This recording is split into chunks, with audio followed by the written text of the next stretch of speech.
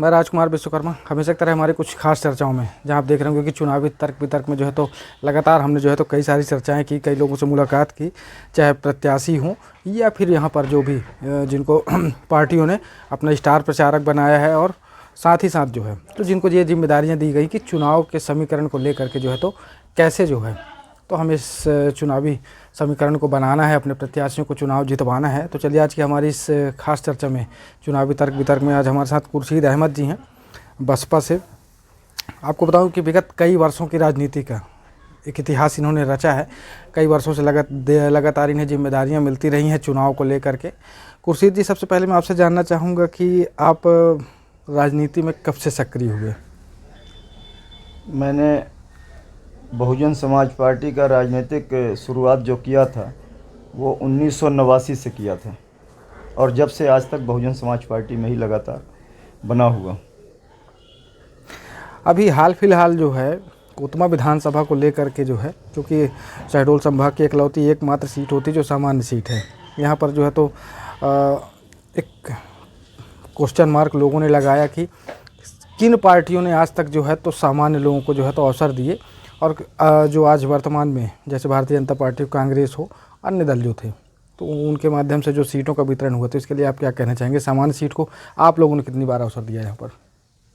मध्य प्रदेश और छत्तीसगढ़ के बंटवारे के बाद जब सीटों के आरक्षण का उथल पुथल हुआ, तो कोतमा विधानसभा पहले अनुसूचित जनजाति के लिए आरक्षित हुआ करती थी।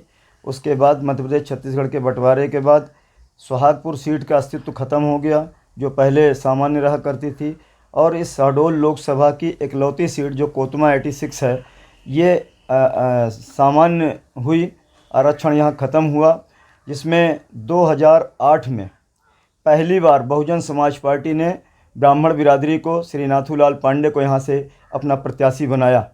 और उसके बाद दूसरी बार 2018 में सुधीर पांडे जी को बहुजन समाज पार्टी ने अपना प्रत्याशी बनाया। इस तरीके से ये बात हम गर्व के साथ कह सकते हैं कि सामान्य सीट पर अनारक्षित व्यक्ति को, सामान्य व्यक्ति को बहुजन समाज पार्टी ने ब्राह्मण बिरादरी के व्यक्ति को 2-2 बार मौका दिया, और वो पार्टी बहुजन समाज पार्टी है। आज वर्तमान की जो राजनीतिक समीकरण है, क्योंकि देखिए कहीं ना कहीं पर लोगों के अंदर नाराज़गी भी है, ऐसा हुआ होगा कि सामान्य तौर पर, और दूसरा यहाँ पर एक जो सबसे बड़ा प्रश्न आया कि गठबंधन को लेकर के। तो सबसे पहले मैं जानना चाहूँगा कि नाराज़गी अगर है लोगों में, तो उसे आप कैसे उस समीकरण को बनाएंगे? देखिए, नाराज़गी यहाँ हम गठबंधन में लड़ रहे हैं। मतलब आपको बता दें कि बहुजन समाज पार्टी और गुणवाना गणतंत्र पार्टी राष्ट्रीय समानता दल का मध्य प्रदेश के अंदर गठबंधन है, जिसके तहत 178 विधानसभाओं में बहुजन समाज पार्टी चुनाव लड़ रही है, और 52 सीटों पर गुणवाना गणतंत्र पार्टी चुनाव लड़ रही है। कोतमा विधानसभा जो गया है वो गुणवाना गणतंत्र पार्टी के हिस्से में गया है, और यहाँ गुणवाना गणतंत्र पार्टी के प्रत्याशी श्रीमती सीमा केवट जी हैं। बहुजन समाज पार्टी समर्थक दल है। यहाँ किसी भी तरह का कोई नाराज़गी का मामला हमारी बहुजन समाज पार्टी में है ही नहीं। तो पावर बैलेंस बनाने का या मान मनोबल करने कोई औचित्य सवाल ही नहीं उठता है। बहुजन समाज पार्टी कोई किसी तरह का जो है वैमनस्यता किसी के अंदर नहीं है। सब लोग, सारे पार्टी के सभी कार्यकर्ता जो है, पदाधिकारी बहुजन समाज पार्टी के जो है वो गठबंधन धर्म निभाते हुए आरी चुनाव चिन्ह पे के लिए सब लोग काम कर रहे हैं। दूसरी तरफ ये बात भी आती है, कई बार ये बात सामने आई कि जो आप लोगों के, चाहे बसपा हो और चाहे गोंडवाना गणतंत्र हो, एक विशेष समुदाय के लिए काम करता है। इसमें कितनी सच्चाई होती है? देखिए, जहाँ तक एक विशेष समुदाय की बात है, इसके लिए बेहतरीन मिसाल देखा जा सकता है। संगठन में की बात करें तो राष्ट्रीय स्तर पर बहुजन समाज पार्टी के राष्ट्रीय महासचिव आदरणीय सतीश चंद्र मिश्रा जी हैं, जो राष्ट्रीय महासचिव हमारी पार्टी के हैं। शीर्ष नेतृत्व जो ने हमारे जो है ना, आदरणीय बहन कुमारी मायावती जी ने संगठन में भी महत्वपूर्ण जगह दिया। उसके हिसाब से प्रदेश में और ज़िले में सभी जगह सर्व समाज को बहुजन समाज पार्टी मौका देती है, संगठन में भी और सत्ता में भी। बहन कुमारी मायावती जी का जब 3-4 बार का जो कार्यकाल था, चारों बार के कार्यकाल को पहली बार जो है उत्तर प्रदेश में 1995 में जब पहली बार बहुजन समाज पार्टी की सरकार बनी, बहन कुमारी मायावती जी उत्तर प्रदेश की मुख्यमंत्री बनी, तो उसमें भी जो है राजवीर उपाध्याय जी को कैबिनेट मिनिस्टर बनाया गया था। इसी तरीके से दूसरी बार तीसरी बार में तमाम सभी जाति बिरादरी के लोगों को, चाहे वो ब्राह्मण हो, क्षत्रिय हो, वैश्य हो, अग्रवाल हो, गुप्ता हो, और भी जो है पिछड़े वर्ग के तमाम जातियां हैं, SC ST के सभी को सामान्य, मुसलमानों को सभी को सामान्य मौका दिया गया। तो ये तो दूसरे लोगों का इल्ज़ाम है हमारी पार्टी के ऊपर, जबकि बहुजन समाज पार्टी नहीं बल्कि सर्व समाज की पार्टी है। ये तो था राजनीति की बात, लेकिन अभी बात आती है यहाँ पर कि आज जो वर्तमान की स्थितियाँ हैं और 3 पंचवर्षीय का जो यहाँ पर का कार्यकाल था, एक बार भाजपा 2 बार कांग्रेस के विधायक, और सामने जो है तो 17 तारीख को मतदान होना है। इस बार ये तीनों कार्यकालों को लेकर के जो है तो आप क्या तुलना करना चाहते हैं, यहाँ पर क्या तर्क रखेंगे कि क्या वाकई में जो है तो क्षेत्र का भला हुआ, क्या वाकई में यहाँ लोगों को रोज़गार मिला?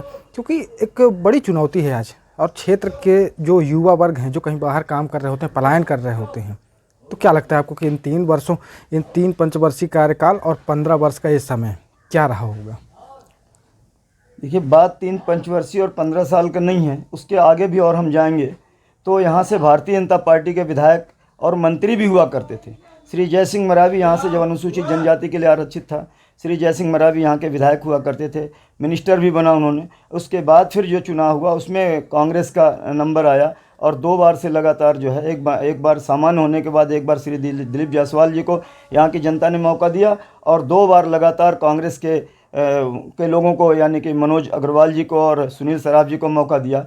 लेकिन ये इस क्षेत्र के अंदर तमाम सारी विकास के नाम पे हम नहीं बल्कि गांव की जनता कहती, विकास के नाम पे जो है सिर्फ यात्री प्रतीक्षालय बना देना, बोर्ड लगा देना, स्वागत द्वार बना देना, इसी को अगर ये लोग बीजेपी और कांग्रेस के लोग अपना विकास समझते हैं, क्षेत्र का विकास समझते हैं, तो मैं तो समझता हूँ कि इस क्षेत्र की जनता को इस बात का निर्णय लेना चाहिए कि ये यात्री प्रतीक्षालय के बगैर काम चल जाएगा। इस क्षेत्र के युवा बेरोजगार हैं, दूसरे क्षेत्रों में पलायन, कोल माइंस का क्षेत्र है, यहाँ तमाम दूसरे प्रदेश के लोग आके जीवन को उपार्जन का जो माध्यम बनाए हुए हैं, रोजी रोटी का अपना व्यवस्था कर रहे हैं। लेकिन यहाँ के नौजवान, जो पढ़े लिखे नौजवान हैं, वह कहीं केरला में, कहीं बॉम्बे, कहीं दिल्ली और कहीं इधर उधर जाके जो है काम की तलाश में जा रहे हैं। बेरोजगारी चरम सीमा पर है। और केवई नदी इस विधानसभा का सबसे महत्वपूर्ण जो बात बता दूं मैं, केवई नदी यहाँ की जीवित नदी है, और ये पूरे कोतमा विधानसभा के बीचों बीच से निकलती है।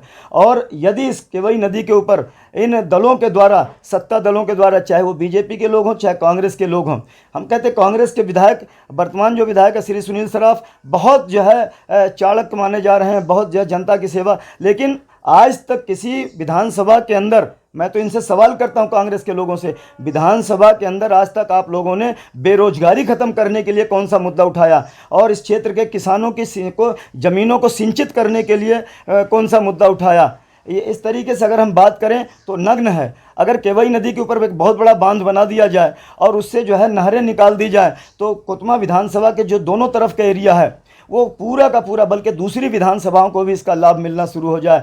और उस डैम के ऊपर, उस डैम से एक तो किसान खेती का जो मामला है वो सिंचित होगा, द्विफसली ज़मीनें तैयार हो जाएंगी, दोनों फसल यहाँ खेत कभी खाली नहीं होंगे, किसान जो है किसानी करके जो है अपना बढ़िया बेहतरीन जीवन यापन कर सकता है।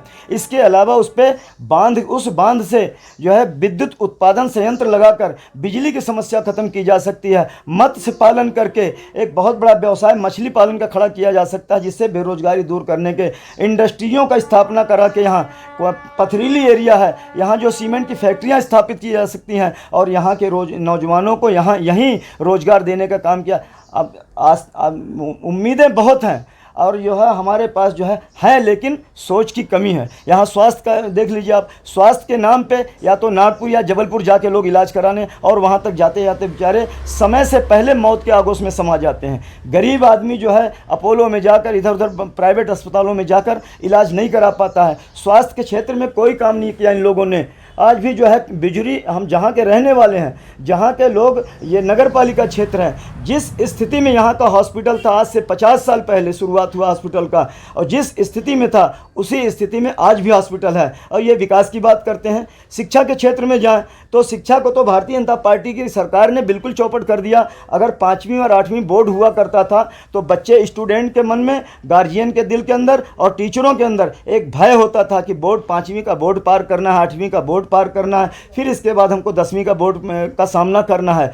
भारतीय जनता पार्टी की सरकार ने 8वीं और 5वीं का बोर्ड 5वीं और 8वीं का बोर्ड ख़त्म करके शिक्षा को कमज़ोर करने का काम, ये नीतियाँ इनकी भारतीय जनता पार्टी आरएसएस के लोगों की है। SC ST पिछड़े वर्ग और गरीब किसी भी वर्ग के गरीब के बच्चे ना पढ़ेंगे, और पढ़ेंगे नहीं तो फिर आगे जाके अपने आप आगे के लिए पढ़ाई नहीं कर पाएंगे। निचली बुनियाद जब कमज़ोर जिसकी होती उस इमारत के ऊपर मजबूत बिल्डिंग नहीं खड़ी की जा सकती, और ग्रेजुएशन तक पहुंच ही नहीं पाएंगे, ना पढ़ेंगे ना नौकरी की मांग करेंगे। ये भारतीय जनता पार्टी आरएसएस के लोगों की नीतियों में है, और इसके लिए कांग्रेस भी यही चाहती है। हम तो ये कहा करते हैं कि जो एक सिक्के के दो पहलू हैं, जो भारतीय जनता पार्टी है उसी का दूसरा पहलू जो है कांग्रेस पार्टी है। इसका बेहतरीन मिसाल 2018 का चुनाव देखा जा सकता है। 2018 के चुनाव में जनता जनार्दन ने मध्य प्रदेश का कांग्रेस भारतीय जनता पार्टी की नीतियों से त्रस्त होकर कांग्रेस को समर्थन किया, कांग्रेस को वोट किया, और जो है सबसे बड़ी पार्टी जो है कांग्रेस बन के उभरी, लेकिन बहुमत से कुछ करीब कुछ दूर थी,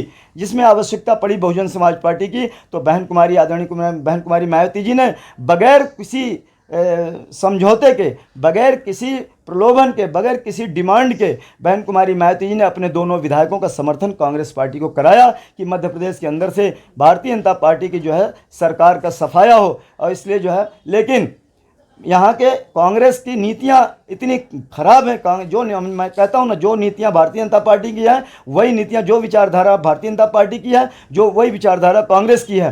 एक सांपनाथ है, दूसरा नागनाथ है, एक हार्ड पॉइजन है, दूसरा स्लो पॉइजन है। तो ये जो है मध्य प्रदेश की जनता ने जो है कांग्रेस को बड़ी पार्टी बनाया वोट दे करके, लेकिन भारतीय जनता पार्टी ने अपने सरकार को अपनी सरकार बनाने के लिए जो है मध्य प्रदेश के अंदर कांग्रेस के 26 विधायकों को तोड़ा।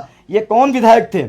अगर हमारी नीतियाँ, इनकी नीतियाँ एक नहीं हैं तो कांग्रेस के विधायकों को कांग्रेस के साथ रहना चाहिए। सरकार बनी बनाई थी, सरकार चल रही थी, लेकिन ये सारे के सारे एक ही सिक्के के दो पहलू हैं, चाहे भारतीय जनता पार्टी चाहे कांग्रेस है। इन लोगों ने 2018 में जनता के भावनाओं के साथ कांग्रेसियों ने कुठाराघात किया है, कांग्रेस को छोड़कर भारतीय जनता पार्टी में गए हैं, भारतीय जनता पार्टी की सरकार बनाए हैं। इसलिए एक सिक्के के दो पहलू हैं, इसलिए पूरे मध्य प्रदेश की जनता इस बार इन दोनों को नकार रही है। इस बार मध्य प्रदेश के अंदर हम बहुमत की सरकार तो नहीं बना रहे हैं, लेकिन इसमें कोई दो राय नहीं है कि बिना इस गठबंधन के, बहुजन और गोंडवाना गठबंधन के, मध्य प्रदेश में किसी की सरकार नहीं बनेगी। ये हम कह सकते हैं, ये पूरे मध्य प्रदेश की ये स्थिति बन गई है। मेरा एक छोटा सा सवाल और है, देखिए क्या है कि हमारे शहडोल संभाग में जहाँ पर 2 जिलों का प्रभार आपके पास है, जिसमें मैं जानना चाहूँगा कि आज जो शहडोल संभाग की सांसद महोदय हैं और हमारे इस शहडोल संभाग में 2 मंत्री, एक मानपुर में होती हैं और एक यहाँ होते हैं, इनकी क्या भूमिका रही होगी क्षेत्र के लिए? क्या आप लोगों को लगा कि नहीं वाकई में यहाँ पर इस क्षेत्र में परिवर्तन आया? इस विधानसभा की बात करें, जिले की बात करें, संभाग की बात करें। देखिए, जहाँ तक सांसद महोदया की बात है तो पहली बार चुनाव जीत कर आई हैं, लड़ी तो दूसरी बार है, लेकिन जीत कर पहली बार आई हैं, और यंग भी हैं, दौड़ने धूपने की क्षमता भरपूर है, साधन संसाधन भरपूर है, सांसद हैं, इसमें कोई कमी नहीं है, और ख़ानदानी पॉलिटिकल करने वाले लोगों के घर से हैं। लेकिन इस क्षेत्र की जनता से अगर पूछा जाए कि अपने सांसद को पहचानते हैं आप, तो हमको लगता है कि साक्षात भी अगर सांसद महोदया सामने खड़ी हो जाएं तो व्यक्ति यही कहेगा कि मैं नहीं पहचानता हूं। और रहा सवाल सांसद महोदया के क्षेत्र विकास की बात, तो हम समझते हैं कि इससे बड़ा दुर्भाग्य अनूपपुर ज़िले का क्या होगा कि अनूपपुर ज़िला, उमरिया, शहडोल ज़िला, तीनों ज़िला मिला के एक लोकसभा है, कटनी ज़िले की एक विधानसभा है, बड़वारा, ये मिला करके एक लोकसभा है। और सांसद ने अगर कुछ किया, लोग कहते हैं कि सांसद महोदय ने जो है ट्रेन चलवाया है शहडोल से नागपुर तक, तो मैं पूछना चाहता हूं भारतीय जनता पार्टी के लोगों से, और एकदम सांसद जी से भी मेरा सवाल है कि क्या अनूपपुर ज़िले के लोगों ने आपको वोट नहीं किया है? क्या अनूपपुर ज़िलों को के लोगों से कौन सा बदला ले रही हैं आप? उसी ट्रेन को अगर बिजुरी से हम तो कहते हैं कि अनूपपुर अंबिकापुर आखिरी स्टेशन है, उस ट्रेन अगर चली है तो अंबिकापुर से नागपुर चलना चाहिए था। अगर नहीं चलाया, आपने आपको श्रेय लेना था, तो बिजुरी से नागपुर की ट्रेन चलवाती, तो मैं समझता हूं कि आप एक योग्य सांसद कहलाती। पढ़ी लिखी होने के बाद भी आप किसी न किसी के इशारे पर चल रही हैं। ये इस बात को आप शहडोल के भारतीय जनता पार्टी के नेताओं के दबाव में काम कर रही हैं, ये हम स्पष्ट कह सकते हैं। इसलिए सांसद के इसके अलावा और कोई विकास तो हमको दिखता नहीं है। हम तो आमने सामने भारतीय जनता पार्टी के लोगों से तर्क करना चाहते हैं। इसके अलावा भी 2 कैबिनेट मंत्री हैं जो इसी संभाग में हैं, इनके लिए भी कुछ कहना चाहेंगे आप? क्योंकि देखिए एक अनूपपुर ज़िले में होते हैं और एक उमरिया ज़िले में हैं। देखिए बड़ी हंसी आती है मुझको कि ये कैबिनेट मंत्री तो हैं, लेकिन कैबिनेट मंत्री मंत्रालय में पहुंचने का हमको लगता है ये महत्व ही नहीं समझ पाते हैं लोग कि कैबिनेट मंत्रालय क्या है। ये इशारे में चलने वाले लोग, कैबिनेट नहीं, इनको सीएम मुख्यमंत्री भी बना दिया जाए। अनूपपुर ज़िले का अनूपपुर मुख्यालय की सीट जो विधानसभा है वहाँ से मंत्री जी जो है बिलोंग करते हैं, वो उनका क्षेत्र है अनूपपुर विधानसभा क्षेत्र माननीय विसाहू लाल जी का। और उनके क्षेत्र में आप गांव-गांव जब जाएंगे, अभी एक पुलिया का मामला आया था, देख जो है पुल बना है और पहले ही बरसात में पुल बह गया। सांसद जी ने क्या किया उसे उन अधिकारियों के लिए? एसडीओ के ऊपर कितनी कार्रवाई किया मंत्री जी ने, इंजीनियर के ऊपर कितनी कार्रवाई किया मंत्री जी ने, ठेकेदार के ऊपर कितनी कार्रवाई किया मंत्री जी ने। रिश्वत और कमीशन का मामला चल रहा है। कमीशन अभी तो आप देखें, अभी बवंडर मचा था पूरे मध्य प्रदेश में। अंदर हलफनामा दिया ठेकेदारों ने, कोर्ट में जाके हलफनामा दिया, 50% कमीशन का मांग किया जा रहा है। तो उसका असर तो भैया अनूपपुर ज़िले में भी है ना। मध्य प्रदेश से अलग अनूपपुर ज़िला है और उन्हीं मुख्यमंत्री जी के कैबिनेट के अंदर माननीय विसाहू लाल जी मंत्री हैं। तो इस तरह का विकास यहाँ हो रहा है, तो इनसे क्या अपेक्षाएं, क्या उम्मीद की जा सकती हैं? इनके कार्यकाल में कोई उम्मीद, चाहे भारतीय जनता पार्टी के सरकार रही हो चाहे कांग्रेस की सरकार रही हो, इनसे कोई उम्मीद। भ्रष्टाचारी और कमीशन खोरी इतना ज़्यादा बढ़ गई है कि ये शिष्टाचार में आ गया। और कमीशन और रिश्वतखोरी, भ्रष्टाचारी जब शिष्टाचार में आ जाए तो क्या उम्मीद, जनता क्या उम्मीद की जा सकती है? इसलिए इनसे कोई उम्मीद नहीं है ये जो है। और जब तक यहाँ मध्य प्रदेश में बहुजन समाज पार्टी की सरकार नहीं बनेगी, आदरणीय बहन कुमारी मायावती जी से इन लोगों को सीखना चाहिए। बहन कुमारी मायावती जी ने बहुमत की सरकार में, चाहे लंगड़ी सरकार में, ये बता दिया है अपने ही सांसद, विधायक और मंत्री को। आदरणीय बहन कुमारी मायावती जी ने भ्रष्टाचारी के उसमें पाए जाने पर जेल भेजने का काम किया है। पूरे भारत का इतिहास है। ये भारतीय जनता पार्टी, कांग्रेस के लोगों के अंदर दम है कि अपने बीजेपी और कांग्रेस के लोग अपने विधायक और कांग्रेस को, विधायक और सांसद को और मंत्री को पद से हटा दें। इनको तो कुर्सी संभालने में समय नहीं ले, कुर्सी को पीछे ताके रहते हैं कहीं। अभी अगर शिवराज सिंह ने छीन लिया कमलनाथ की कुर्सी, तो शिवराज सिंह को डर है कहीं कमलनाथ ने, दोनों को उद्योगपति हैं, कमलनाथ जी भी उद्योगपति हैं। करोड़ों करोड़ का 50-50, 25-25 करोड़ का खेल खेला जाता है विधायकों सांसदों को खरीदने के लिए। तो एक दूसरे के भय के आतंक में जो है कुर्सी संभालने के चक्कर में लगे हुए हैं, इसलिए इनसे कोई उम्मीद नहीं की जा सकती। चलिए, बहुत बहुत धन्यवाद खुर्शीद जी। और यहाँ पर से इस चर्चा को विराम देते हैं और ऐसी कुछ खास चर्चाएं हम लगातार जो है तो आप लोगों के सामने लाते रहेंगे। एक तरफ चुनावी माहौल, दूसरी तरफ चुनावी समीकरण और तीसरी तरफ 17 तारीख को मतदान, जहाँ पर आप एक वोट अपना ज़रूर करें। तो इसके साथ मैं विराम देना चाहूँगा। मैं राजकुमार विश्वकर्मा, धन्यवाद।